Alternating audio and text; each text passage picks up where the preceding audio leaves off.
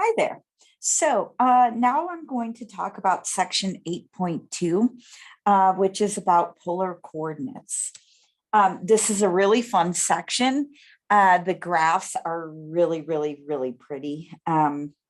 So just be patient. It's a different way of looking at our Cartesian coordinate system, but hopefully I'll work through enough examples that it will guide you through and make sense. So we generally use our Cartesian coordinate system, which gives us our XY coordinates. But for our circles in earlier chapters, we could also have identified the points in this region, say a point right here, by its angle from a particular side, as well as its distance to the origin, okay? So it's another way of looking at points in this Cartesian coordinate system, okay? So essentially, they would be defined by a given angle from my horizontal axis, as well as this distance from the origin. And it turns out that at times this is a much more useful way to describe points. So when you describe points by this distance, which we're going to call r, and that angle, which we're going to call theta, those are called polar coordinates. Cartesian coordinates, polar coordinates, okay? So again, just so that this is clear, this is the distance from the point to our origin. And this angle theta is the measure of the angle measured in our standard position. By our standard position, I mean from our positive horizontal axis right here. So before we get into all of the tidbits we're going to be doing in this section, what I want us to do is just practice plotting these sorts of things, okay? So we're going to plot a few points. My first one is going to be 3 comma pi over 6. Now, my hint to you in all of these, when you're going to plot these points, is go to the angle first. This will become clear as we move along. Okay, so first thing I'm going to do is, and actually one of the things, I'm going to plot many points on here. So let's pretend that this is a distance of 1. Here is a circle of radius 2, radius 3. Okay, so if I want to plot 3 comma pi over 6, okay, my angle is at pi over 6, which I know is a 30-degree angle. So I'm right in this range here, but I want my distance from the origin to be 3. So I would say that this is at least an approximation of my point 3 comma pi over 6. Okay. On the other hand, what if I want to plot the point negative 2 pi over 3?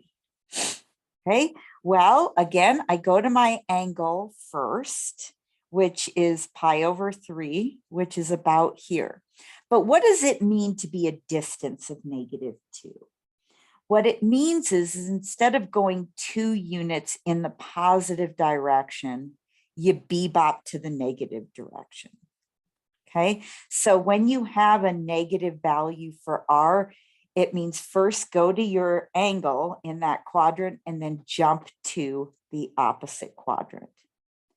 So I claim that this is an approximation of my point negative 2 pi over 3. Finally, if I want to plot my point, well, doesn't really matter, negative 1 and then 5 pi over 3. Well, what I do is I first go to 5 pi over 3 but I want to go a distance of -1. So I back to my opposite quadrant here. Okay, so this at least gets us going. Now you don't have to draw these circles, not that they are even decently drawn circles to begin with, but that gives us an idea of what we mean by our distance r. All right, so we've practiced plotting a little bit. Now what I want us to do is practice converting back and forth. So given something in our Cartesian coordinates, let's convert it to polar coordinates and vice versa. Well, in order to do these sorts of conversions, what we first need to do is look at the relationships that we have, because this will indicate to us how we're going to do these sorts of things. All right, so in general, here we go. If this is my point here, this is r, this is x, this is y, here's theta. Here's my ordered pair x, y. Okay, well, what are our relationships? We've got that the cosine of theta is x over r. In other words, I can write x as r times the cosine of theta. I have that the sine of theta is y over r, which gives us the relationship that we've discussed many times before, that y is r sine theta. I also have that the tangent of theta is y over x. And finally, using my Pythagorean theorem, I have x squared plus y squared equals r squared. Well, I claim that these relationships are what's going to give us our conversions. So in general, what I'm going to say is as follows. If we want to go from polar coordinates to Cartesian coordinates, note we're going from r theta and we want to go to x, y. Well, if we have r and theta, then the way we're going to find our values for x and y is x is equal to r times the cosine of theta, and y is equal to r times the sine of theta. Okay, things that we'll have enough information for. On the other hand, if we want to go from Cartesian coordinates to polar coordinates, in other words, start with x and y, and then find r and theta, essentially what we're going to do is, well, if we have x and y, we can use the relationship x squared plus y squared equals r squared. That will get us our value of r. And then the way that we use, the way that we need to find theta is we'll find theta using any of the trig relationships. In general, if we have x and y, we can use the tangent, we can use the inverse tangent to get the theta. But of course, once we find our value of r, then we'll have x and r, and we can use the inverse cosine. We'll have y and r, and we can use the inverse sine. However, you need to keep in mind that you will get two values. So keep in mind the quadrant that our point lives in.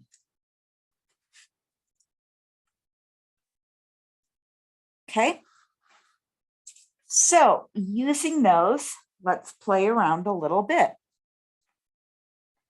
All right, and again, it's essential that you have a calculator for this section, and you just need to be mindful whether or not you need to be in degree mode or radian mode.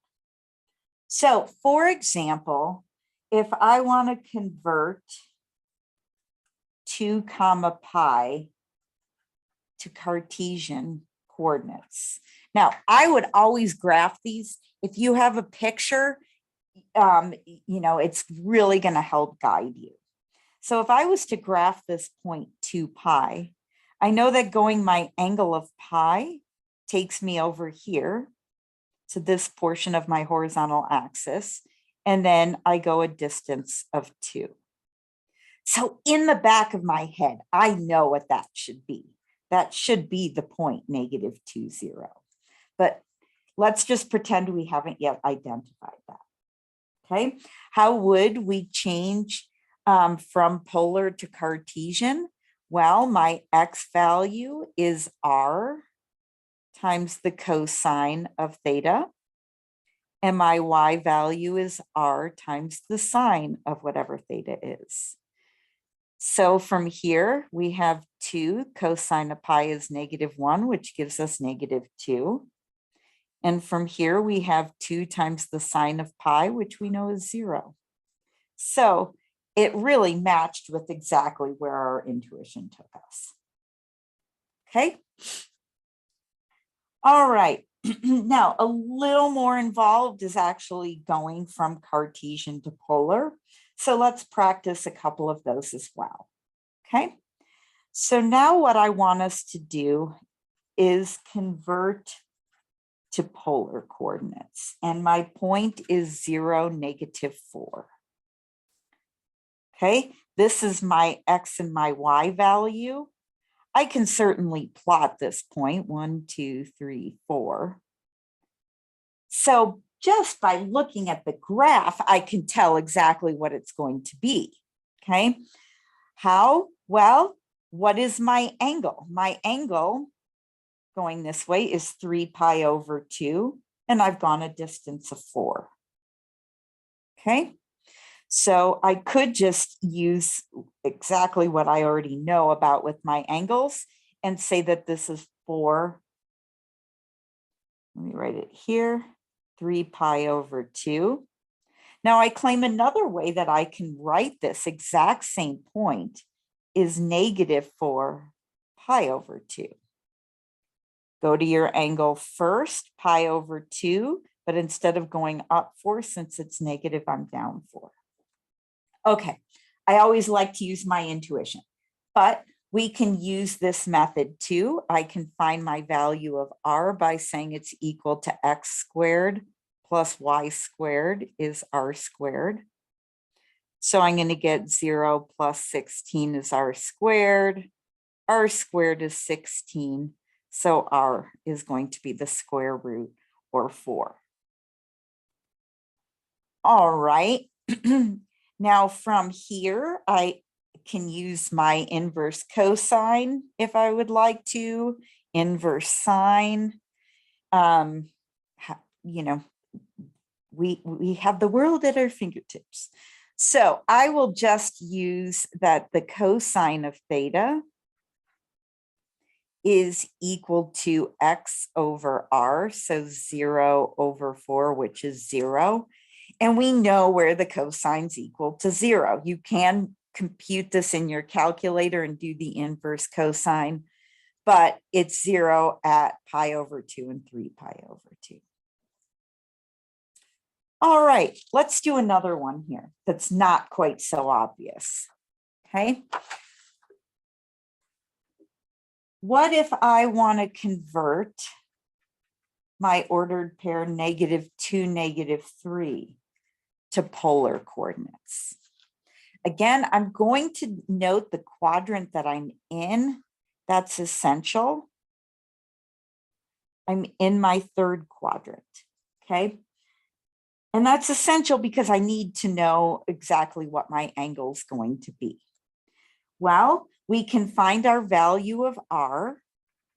R squared is x squared plus y squared. So I'm going to get r squared is 4 plus 9 or 13. So my r value is going to be the square root of 13.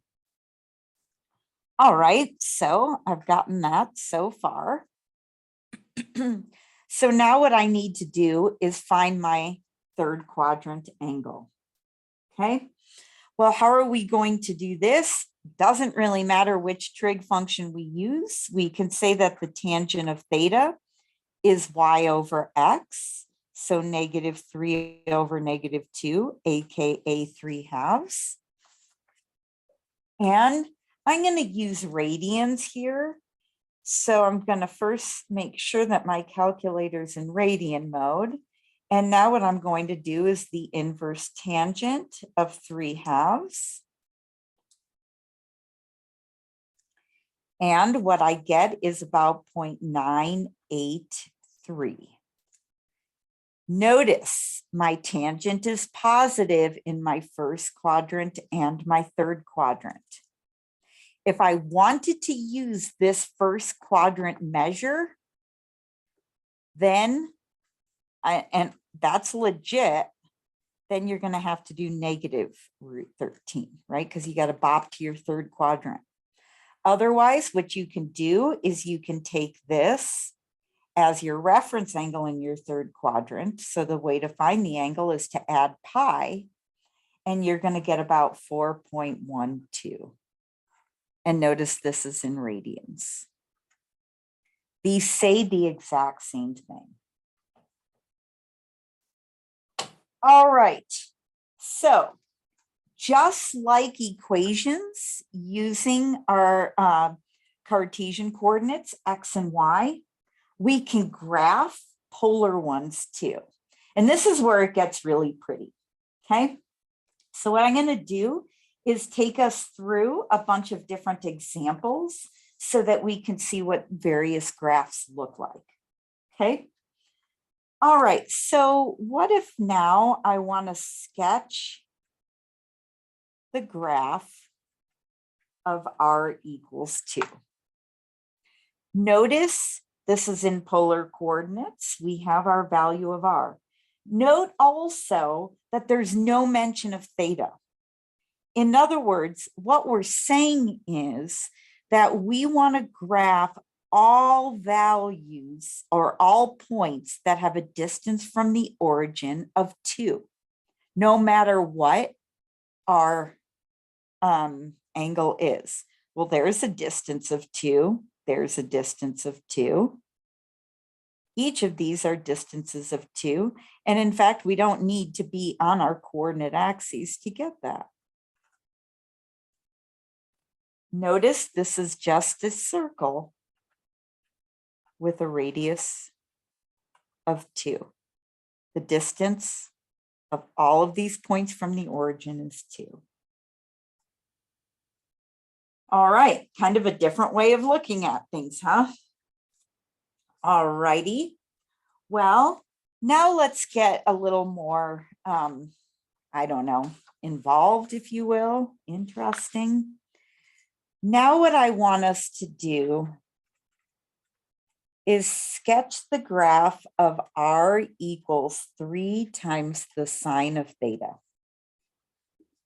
Now, whenever I'm sketching these graphs in my Cartesian coordinate system, what helps me out the most is I first graph it as y equals 3 sine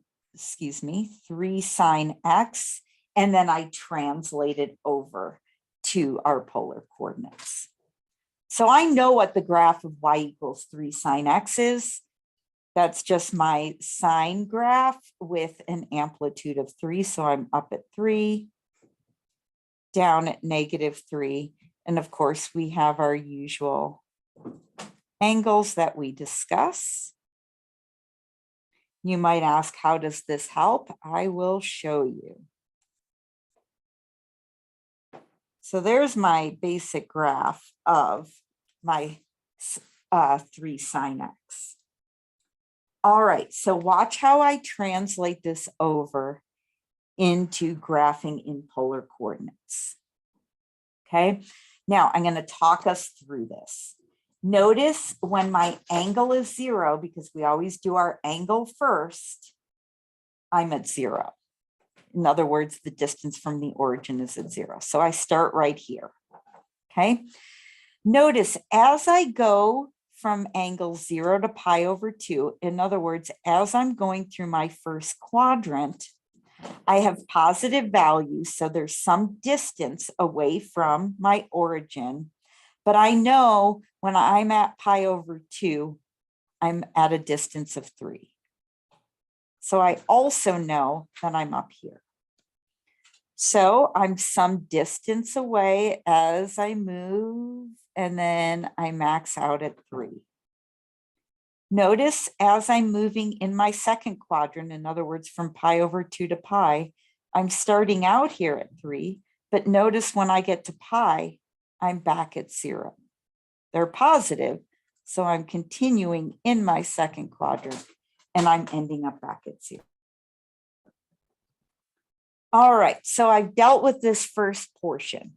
Now, notice between pi and 2 pi, I'm at negative values. That is crucial because when we're at negative values, that means we bebop our quadrants. So going from pi to 3 pi over 2, in other words, working in my third quadrant, I'm starting out at 0, but my values are all negative, which means I'm jumping to my first quadrant. And when I'm at 3 pi over 2, notice I'm at negative 3. I'm back up there. So as I'm moving from in my third quadrant, I'm starting out at 0. All of my values of R are negative until I get there. So notice I'm back in my first quadrant. And then from 3 pi over 2 negative 3 back to 2 pi, notice my values are still negative. So if I'm negative in my fourth quadrant, that means I jump back into my second quadrant. So this is our graph. And the thing that I want to point out is that the interval from 0 to pi actually, in this case, yields 1 complete iteration. Now, if this was funky, I bet it was if this is the first time you've seen it. So just take a deep breath and be patient, okay? All right, so that's what happens when we put a number in front of our trig function. Let's sketch another graph. What if now I want to sketch the graph of r equals the sine of 2 theta? Notice this is different. Instead of affecting vertical, I'm affecting my horizontal. So as I did up here, I'm first going to sketch the graph of y equals the sine of 2x. Okay. Now note that my period here is pi, not 2 pi. So if I'm going to take this graph and graph y equals the sine of 2x, I can go a period of pi, and I'm actually going to graph 2 periods here. Well, we have pi over 2, pi over 4, 3 pi over 4, 5 pi over 4, then 3 pi over 2, 7 pi over 4. Notice my amplitude is 1 and -1, and I have 1 full sine wave in the period from 0 to pi, and then it goes again. Sorry about the wonkiness of my graph. Pretend that's a decent graph. All right, so let's keep this in front of our face as we go and graph this. This is a really, really cute little graph here, okay? So what is that going to look like in polar coordinates? Well, let's take it bit by bit. When my angle is at 0, I'm at 0. Notice when my angle's at pi over 4, I'm out at 1. That maximizes it. So notice my angle as I'm going from 0 to pi over 4, my radius or the distance from the origin is increasing to a value of 1. Now, notice when I'm up at pi over 2, I'm back at 0. But these are still all positive distances. It's just they start from my point pi over 4, 1 pi over 4, and I head back to 0. So what I want to mention is this is from 0 to pi over 4. This part is from pi over 4 to pi over 2.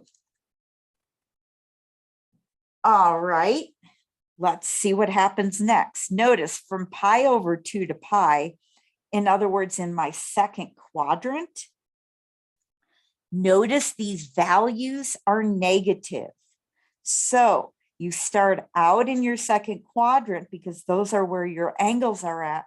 But when your R values are negative, that tells us we move to our fourth quadrant. Remember, you bebop the quadrant. Because when I'm at 3 pi over 4, I'm actually at -1. So as I move from pi over 2, in other words, being at 0, and I go negative to 3 pi over 4, my angles are going out here, but instead of going this way, I'm going that way. All right, and then again, this is negative. I head back to 0. So this portion here is from pi over 2 to 3 pi over 4. And this portion of my graph is from 3 pi over 4 to pi. And you don't have to do this. I'm just trying to make it clear the steps that we're going in. All right, now from pi to 3 pi over 2, in other words, when I'm in the angles of my third quadrant, they're all positive, so I'll stay in my third quadrant. Notice I'm starting at pi 0. At 5 pi over 4, I'm out at 1. And then as I move back to 3 pi over 2, I'm back to 0. So this portion right here is from pi to 5 pi over 4. And then this portion here is from 5 pi over 4 to 3 pi over 2. And finally, when I'm in my fourth quadrant angles, notice that my values are negative, which means I'm going to bop to my second quadrant. And as you would imagine, we're going to get the other petal on this flower. Now we have to pretend that all of these are the same distance of 1. Not drawn to scale, but isn't that cool? Now I find these graphs helpful to guide me. And again, the key thing to remember is that when your R value is negative, you're going to jump to the opposite quadrant. All right, so we've looked at what happens when we take some number times a trig function. When we have a trig function and then we put in a number here in front of our angle. So now let's do one like this. Suppose I want us now to graph, how about cosine of theta plus 2? Okay. Well, as before, I'm just going to graph y equals the cosine of x plus 2, which we know is our regular cosine graph shifted up 2. That's my midline. So I can graph my regular cosine.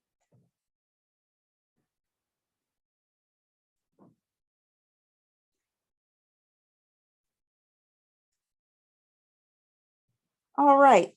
So notice with my regular cosine graph, I start out at 0, 1, but I'm moving up 2. At pi over 2, we know the cosine of pi over 2 is 0, but again, I'm moving up 2. We have that the cosine of pi is -1, but we're moving up 2. And here I am.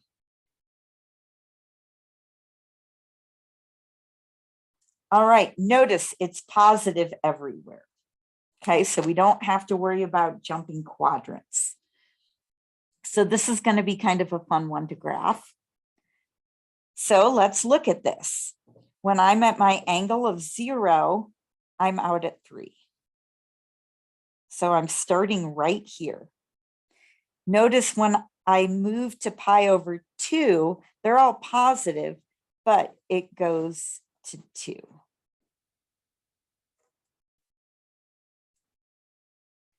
And as I go from pi over 2 to pi, in other words, in my second quadrant, it's still positive, so I'm going to be staying there. But when I'm at pi, I'm at 1.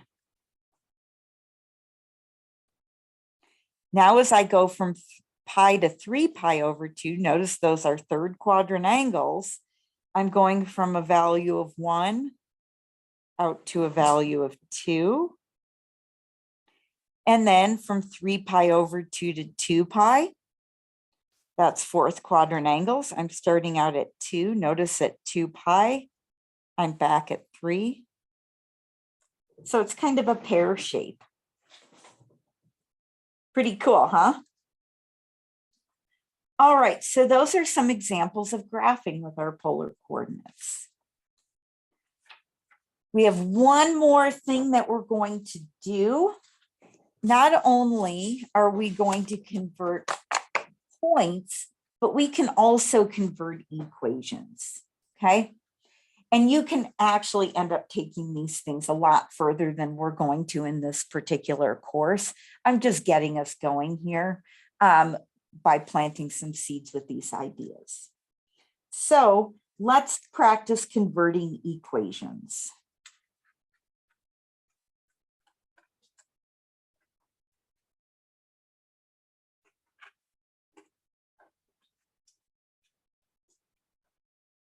Okay, so suppose I have y equals plus or minus the square root of 3 minus x squared. Okay, and I have that equation and I want to write this as a polar equation. In other words, I want r's thetas.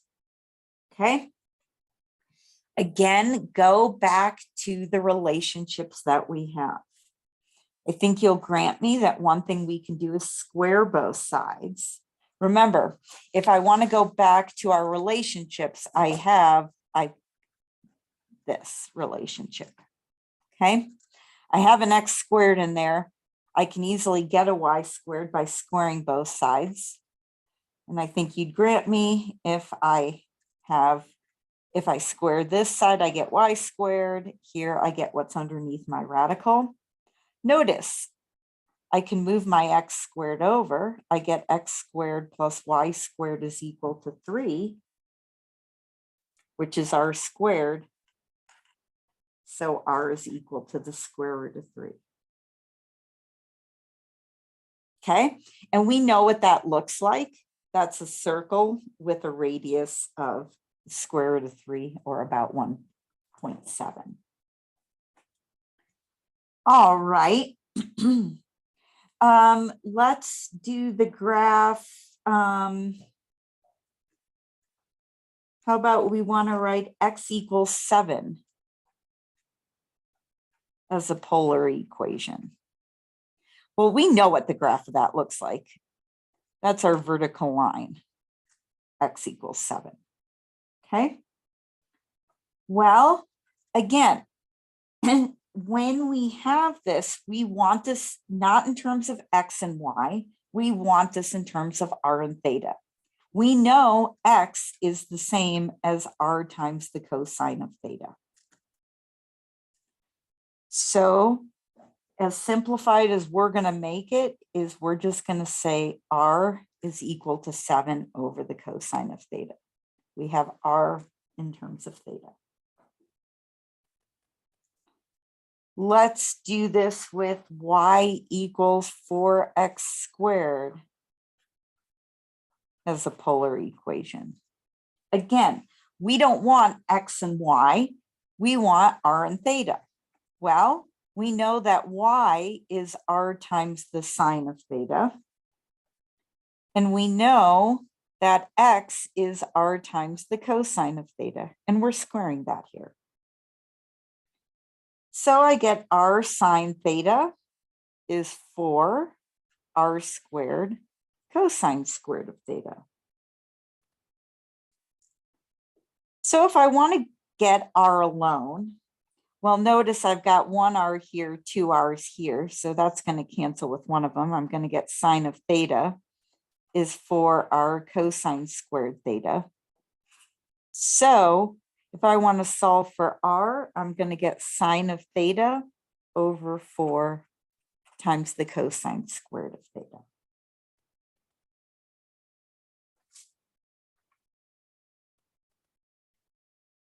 Okay, I'm going to do 2 examples now.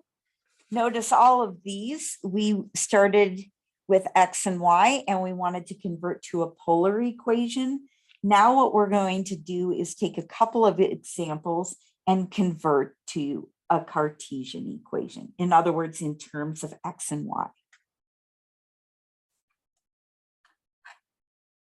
So what if I have r is equal to 2 times the sine of theta? Okay, again, we want x and y.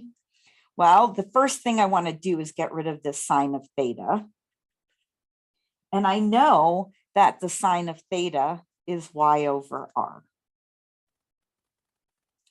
So I can rewrite this. I can say, ew, I don't want a denominator. I'm going to multiply both sides by r. And I'm going to get r squared is equal to 2y. Well, I don't quite have this in terms of just x and y, but I'm about to, because I know that r squared is x squared plus y squared. There we go. All right, one more example. What if I have r equals 40 over 5 sine theta plus 9 times the cosine of theta? Well, lots of different ways we can do this. The first thing I'm going to do is I know I'm going to get rid of my denominator. So I'm going to multiply both sides by it. And then I'll do as I did up here, rewrite my sine in terms of y over r and my cosine in terms of x over r. So if I multiply both sides by my denominator, this is what I get. I know that the sine of theta is y over r. Oops, sorry, I did not mean to put that parenthesis there. Plus 9 times x over r. Notice I can distribute my r throughout my parentheses, but I'm going to have an r in my numerator, r in my denominator, which is going to cancel. So I'm left with 5y plus 9x is equal to 40. And if we want to put this in a way that we are more familiar with, we can solve it for y. And I can get 8 minus 9/5 x. And check it out. That's the equation of a line. So I know these things seem funky, but I hope you have a ball playing with them. Thanks.